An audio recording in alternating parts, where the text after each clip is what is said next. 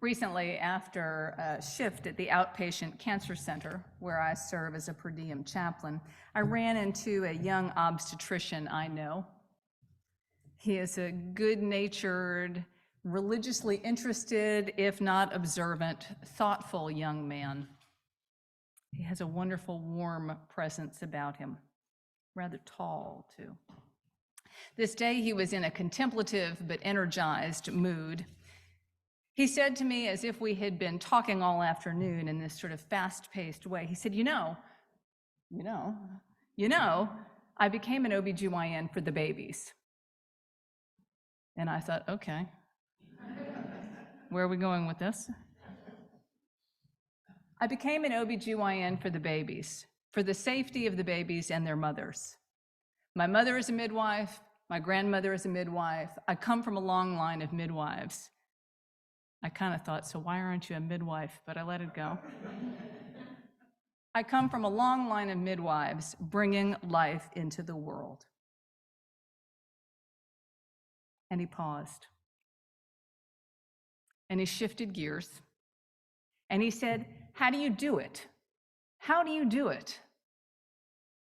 And I knew that he was asking, how is it that you have spent decades in the presence of the aging, the well elderly, in the presence of illness, chronic hospitalizations, and in the presence of death and dying and grief? How do you do it? I thought.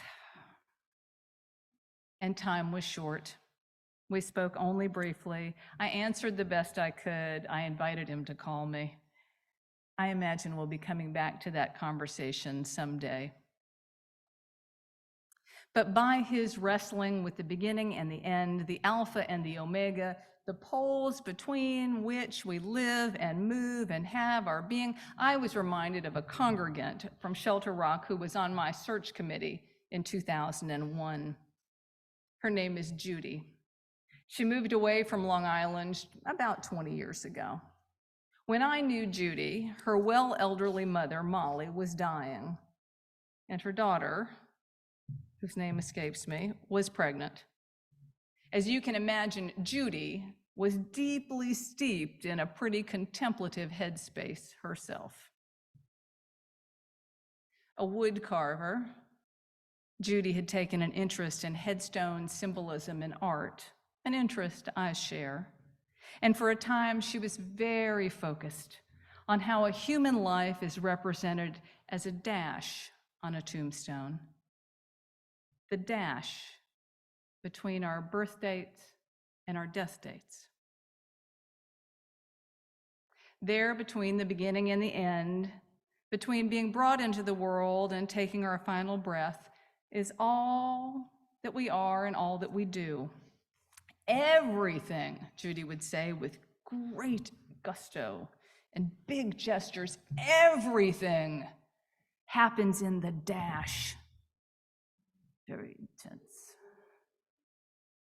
So as my young friend, the obstetrician, pondered the end in his thoughtful, a little youthful way, I thought about Judy and the dash.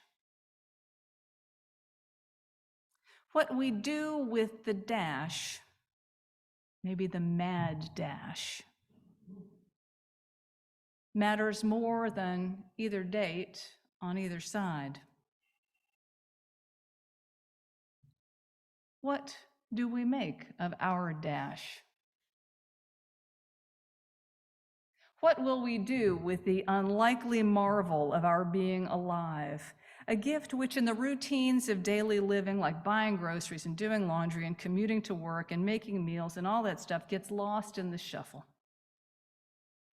But the reality is that we are each unique and unrepeatable creatures who have been handed a staggering gift, as I was recently reminded in a video of the charming, much admired, brilliant astrophysicist Neil deGrasse Tyson. He says in this video that is making all of the rounds on Instagram and elsewhere too, There's been 100 billion people who've ever lived, but the number who could have existed is a stupendously larger number than the 100 billion, which means that you are alive against stupendous odds. You are breathing air, observing sunsets, gazing into the night sky, while most people who could exist will never exist, because most people who could exist will never exist. But you do. So what will we make of our dash? We have a video to share with you today, and thank goodness for Lily. So my question to you today is, what do you practice every day? What do you practice? Because what you practice, you will get good at. What do you practice? Do you practice joy in your life? Do you practice peace in your life? Do you practice happiness in your life? Or do you practice a lot of complaining? Because if you complain, you will get very good at it. And you will get so good at it that you will find fault with everything. Even when there's no fault that a layman cannot see, you, being an expert, will see it. What do you practice? Do you practice anger? Because if you practice anger, you will get very good at it. And you will get so good at it that the most trivial you'll think. Trivial thing will make you angry. Like sitting in an airplane and watching the sea across from you somehow looks better than the one you've been given. And that is so unfair of the airlines. What do you practice? Do you practice being worried? Because if you practice being worried, you will get very good at it.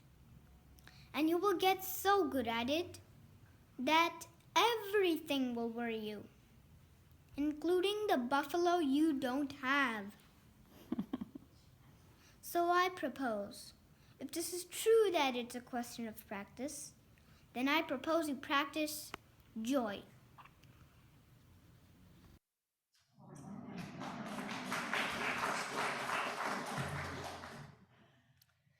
The little boy in this video is not the next Dalai Lama. Or maybe he will be, but honestly, I think he's too old for the job already. Apparently, he made this video for his friends. His father posted it on YouTube with this explanation, and I paraphrase. My wife and I listen to many spiritual guides in the hope of learning something about ourselves and maybe to become a better citizen of the world. Our son happened to watch this with us and heard us talking about the idea a few times, and he memorized it. We didn't prompt him. We did make the video because he wanted to share it with the friends he left behind in California when we moved to Connecticut. Well, I don't know what his young friends thought about this video, but he sure had my attention. Hearing those words spoken by an adult would be provocative for sure. But hearing them from a child is particularly attention-grabbing. And funny, and cute. But he holds us. Being asked the question of, what do you practice every day, by a person of tender age, who, like all young things, is required to practice tasks for school and home, to perform regular chores, to practice the alphabet and spelling and handwriting and math, to practice a musical instrument or with a sports team, having that person ask what we practice strikes a deep and resonant chord. one that could have staying power if we embrace it. The question isn't, what do we aspire to be? It isn't asking our intention or what we're attempting to manifest in life, or what are our good and lofty goals, nor is the question, who do you believe you are? The question is more basic and far more difficult. What do you practice every day? Do you practice anger? Do you practice over busyness? We all laughed at the question, do you practice complaining? Do you practice assurance and peace, or gladness, or curiosity, and openness to what comes? What do you practice every day? What are you getting good at? I first saw this video in 2018 when it was released, and I was on sabbatical from my ministry. Having served for 20 years at Shelter Rock, I've had the privilege of 3 sabbaticals. I can tell you ministers live through them and they come back to congregations, and congregations are healthy when they send their ministers off on a sabbatical. It is a wise thing to do. But I was on this sabbatical, turning 50, I will add. Shh, don't tell anybody how old I am. And considering sort of the deep things in my life. Asking myself the question of what it is that I am practicing has helped to guide critical decisions for me and has served me well over these last 5 years.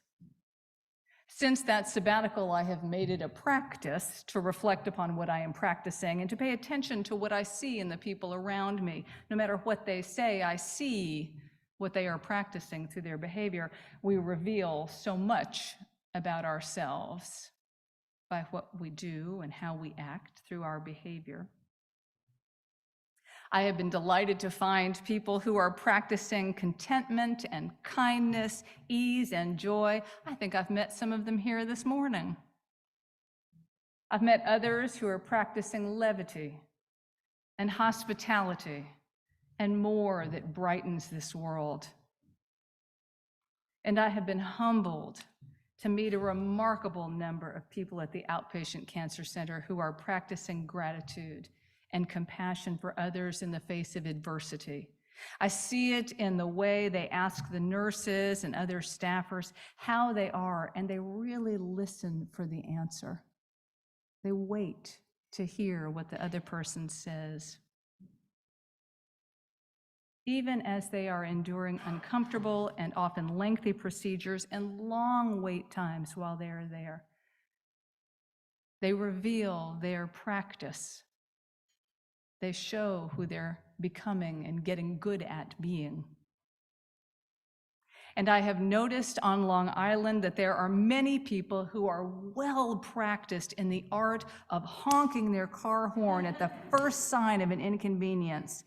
And they do it so quickly, you would think there was a prize on the other side of the intersection. Maybe you have some of those people here in New Jersey, too.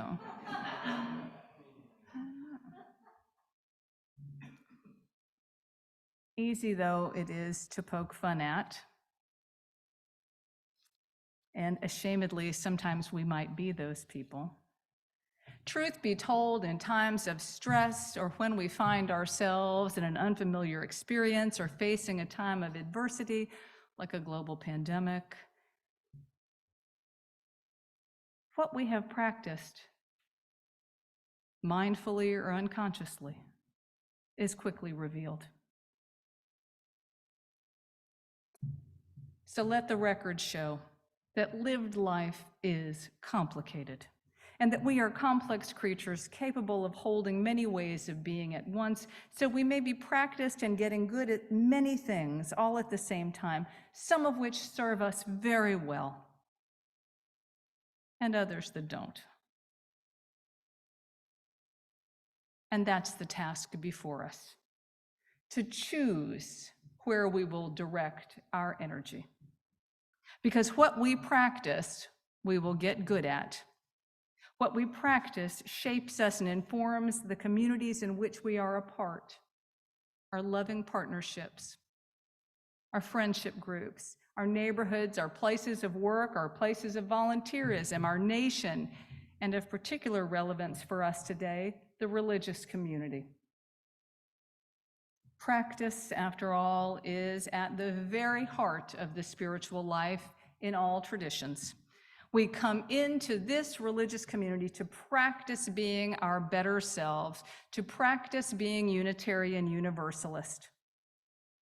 But while engaged in the tasks of exploring and learning and living our tradition, we also bring into the religious community what we practice out there in the world, individually. Worry, fear, anger, hurt, wonder, delight, awe, compassion, peacemaking, joy, patience, collaboration, and so much more. And so as I have been thinking about our new relationship and the months ahead of us, I have been reflecting upon what it is that we will practice this year. As this is the Reverend Sarah's first sabbatical, and it began so much more suddenly than we all expected. What was with that baby who just couldn't wait a little longer? Some of you might be feeling a little unsettled. Maybe you felt a little unprepared. I did. But you all haven't done this with a minister before. In the words of our young prophet, you may be worried about the water buffalo that you don't even have.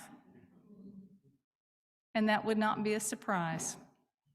So as you check in with yourself, asking what you are practicing in your life every day, I invite you to reflect upon what you are practicing with regard to congregational life too. A sabbatical is an exciting and uncertain time for a minister in a congregation. It is a shift. After being in a groove together, sharing a certain rhythm and pattern to the congregational year, it might be easy to fall into worry about how things will operate or yearn for the familiar. But just as a sabbatical is strengthening and enlivening for a minister, it can be strengthening and enlivening for a congregation too. Even as you engage in the tasks of congregational leadership, I hope that you will use these months in our time together as a time of faithful exploration and curiosity and discovery and growth, to reflect upon how and why we do what we do in congregational life. To ask, what do we practice in this community? What do I practice as part of being a Unitarian Universalist? And I hope that some or most, or maybe all of you, will try on new volunteer roles to explore what lights you up like a firefly, inspires you in your spiritual growth, and causes you to simply fall in love with life just now. This is a time of creativity and experimentation for you and for Reverend Sarah. And when the sabbatical period ends and you are reunited with your minister, it is my hope that you and she will have a deepened awareness of your calling as Unitarian Universalists in this fractured but beautiful world. That you will know a greater appreciation for one another and share an excitement for your future as a congregation.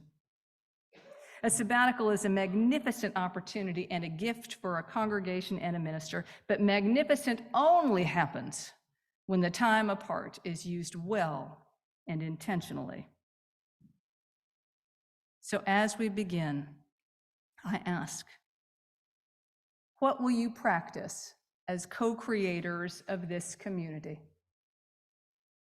What will you practice as a member of your family or circle of friendship?